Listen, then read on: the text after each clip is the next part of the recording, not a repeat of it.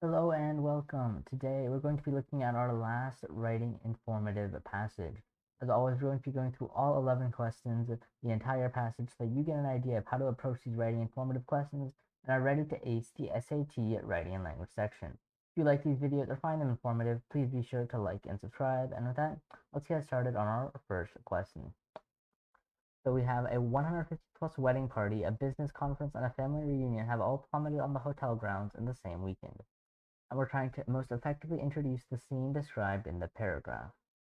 So we see that in this first sentence, and we can keep reading. Ballrooms need tables and food, front desk cleaning staff need to be supervised, fire shift assignments, everyone else has to be served. The massive enterprise, it seems, this is it's bustling with activity, right? So we can see that seems like answer choice A. An expansive hotel bustles with activity, right? We're not really talking about there are many reasons people gather together. That doesn't really set up the scene. And then C and D aren't really on the this topic that much of just having all these things going on at the same time. So our answer is choice A, and we can move on to the next question. All right, and a family reunion have all plummeted on the hotel grounds in the same weekend. Well, plummeted doesn't really sound like the right word. Submerged. Well, submerged is when you're going underwater, which is not what's happening here. Lowered on the hotel grounds. That sounds like something mechanical. That's not what it is here. But we have all descended on the hotel grounds. Right? They've all come on the hotel grounds at the same time. It has that kind of connotation. And that is going to be our answer. Let's move on.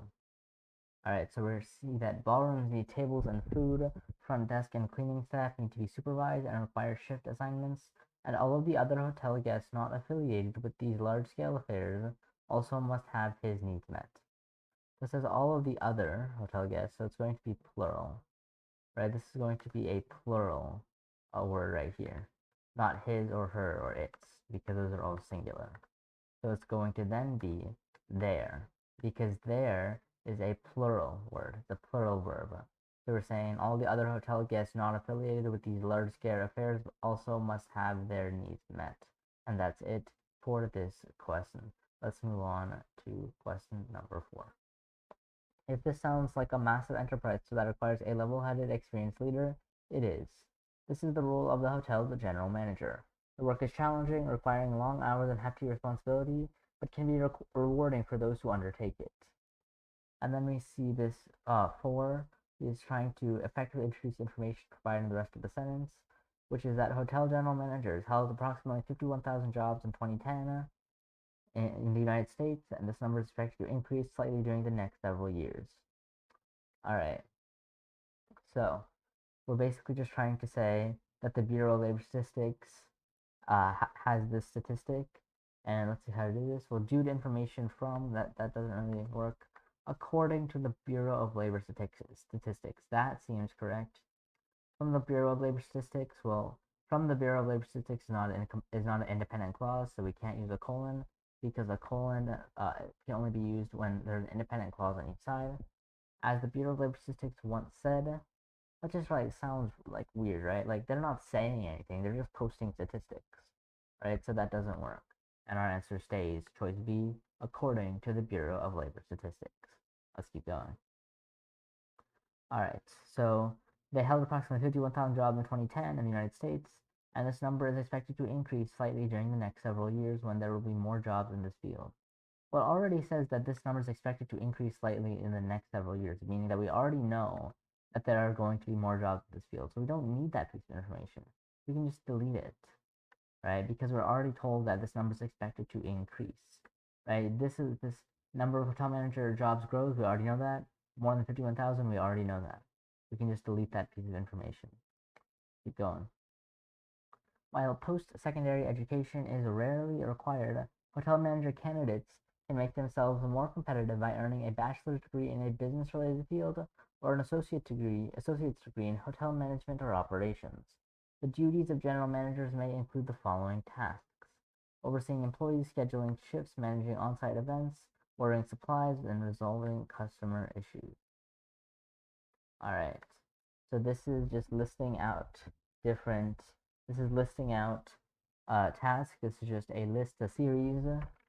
So how are we going to set off a series?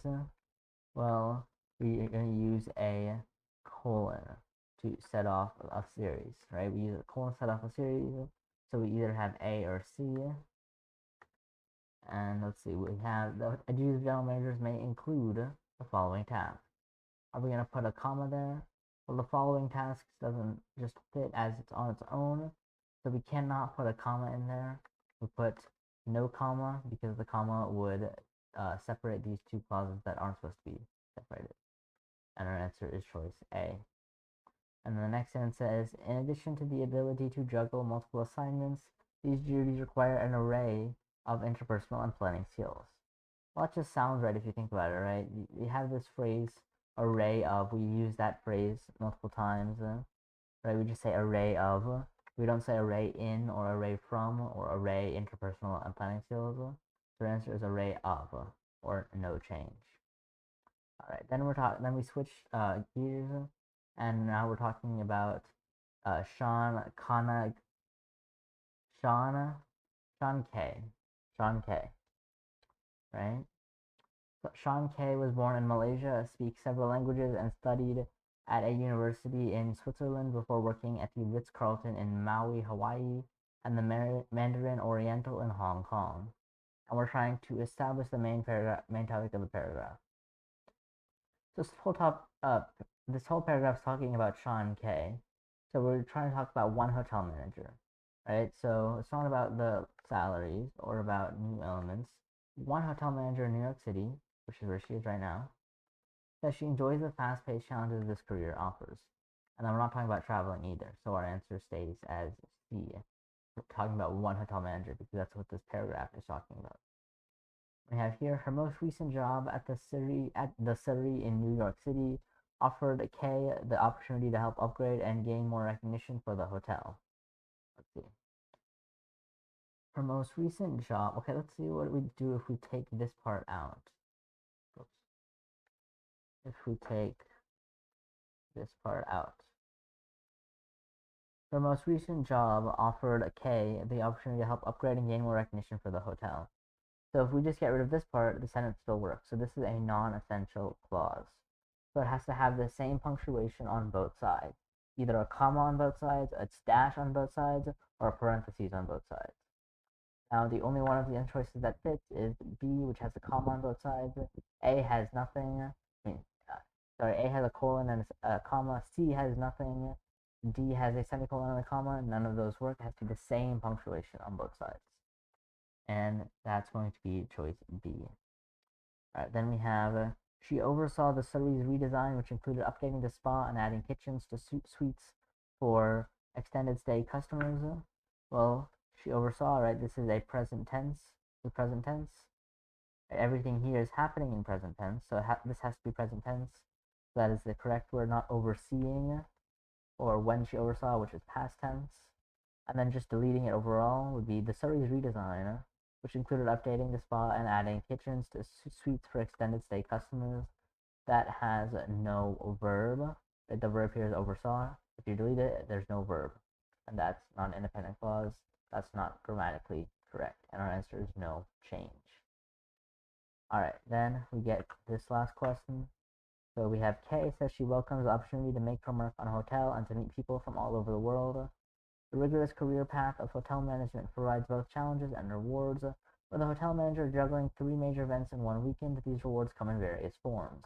The business conference runs like clockwork, the family reunion fills the hotel with chatter and laughter. A happy customer offers a word of thanks. So they want to provide a supporting example consistent with the frame set up in the first paragraph.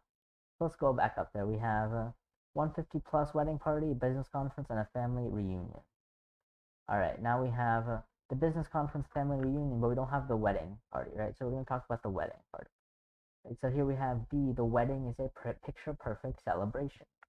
That's consistent with the frame set up in the first paragraph, right? It uses one of the events that had descended on the hotel in that weekend, and it says how good it is, right? How it supports this example of how these rewards come in various forms by the success of the wedding, right? These answer choice A or C or D don't talk about anything to do with the events up here.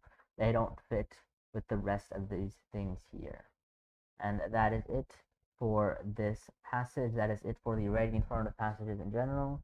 Be sure to tune next time when we look at the writing narrative passage. There are 5 of those that we're going to look at, and I'll see you later.